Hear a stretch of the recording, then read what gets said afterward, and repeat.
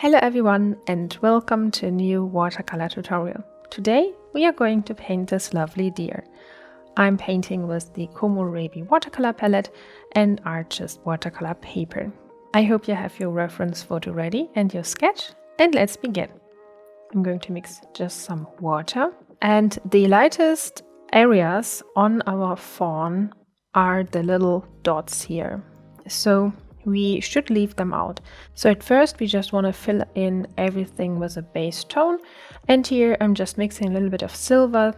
Before we continue, I just wanted to let you know that this video is available as a full painting tutorial on my Patreon page. It is almost 1 hour long and shows you the full process from beginning to end, and you can download my sketch, the high resolution artwork, the reference photo, the material list, and get access to over 120 painting lessons as well. So just follow the link in the video description and become a basic or an advanced student and get access to all my tutorials. And now let's continue with the video. I personally really like to work with metallic colors, and since the lightest parts of the deer are the light spots there, silver won't be too dark for them. And now let's mix a tone for the fur. I'm mixing red ochre and a little bit of burnt sienna, and then I will just add a bit of this tone here on his neck area and here on his body, and I will try to leave out the little dots there. So do you see how nice this pattern evolves there? Okay, and now I'm going to mix a darker blue tone with Payne's Gray, and we're using this darker tone for his cute little nose. Just dip it in here. And then here on his tail, we have a darker area too, but this is not that intense, so I'm just mixing in some of the red ochre instead. And just add it here on his tail.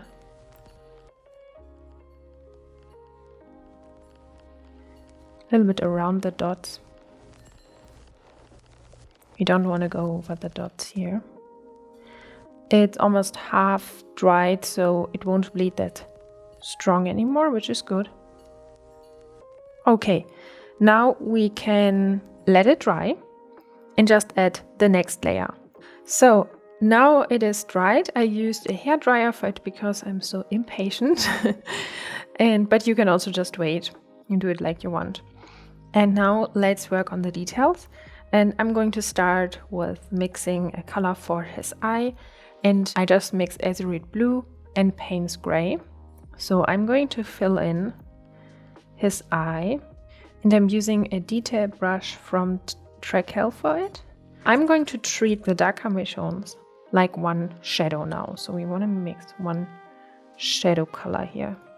To get some depth into his leg, we need to draw this shadow over his entire leg, because this area is slightly darker and then it becomes lighter. And then I'm switching back to this orange tone here. And now I want to fill in his body. This area is dark. You can see it's darker than the rest of the deer, but you also have the little dots. So we want to leave the dots out.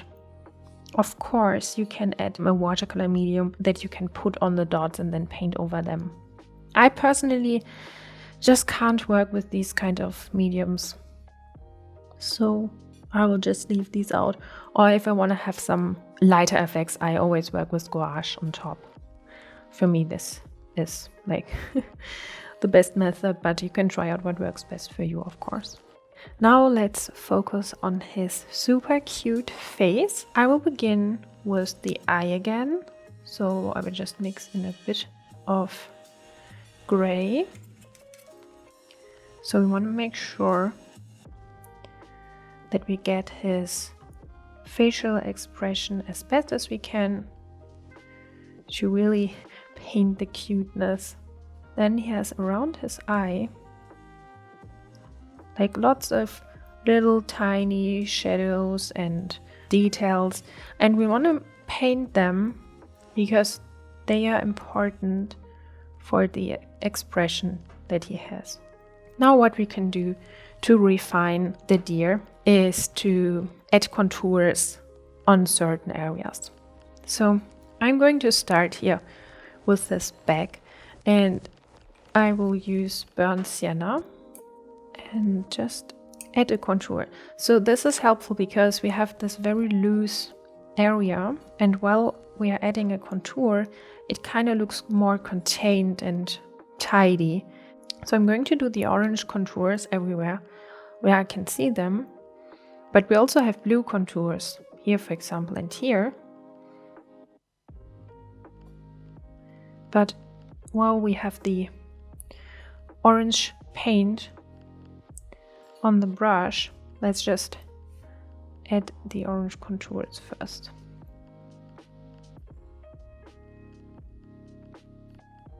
So you can also add some details like hair with it. And I don't want to have the contour everywhere because then it can look too much and maybe like a comic, and I want to have like something that looks half realistic and half illustrative. So I'm adding a bit of shadows here.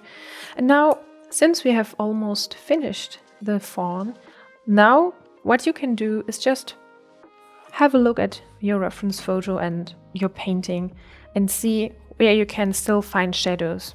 You can, for example, squint the eyes, and then you'll probably see, oh, this area needs to be a bit darker. And here, for example, the inside of his leg kind of needs to be darker. And this is how you slowly build up your painting. So you start with the major areas and then you just go to the details slowly. And then you will just notice more and more things until everything looks more refined. And once you have reached a point where you can't find anything, or it doesn't really change the painting to the better, you have to stop and don't touch the painting again. Now this is really hard with watercolors because you can kind of paint forever, but you have to because an overworked painting just loses its freshness. I will of course paint the flowers in this composition. I'm not going to show how to paint them here because I have already made a couple of flower tutorials and I'm just applying the same technique that I used in these flower tutorials. You can just apply it here and paint them. So if you want to watch these, just watch my flower tutorials for that. And yeah, I hope you liked it. I hope you liked this tutorial. You could learn something new, and I see you on the next one. Bye bye.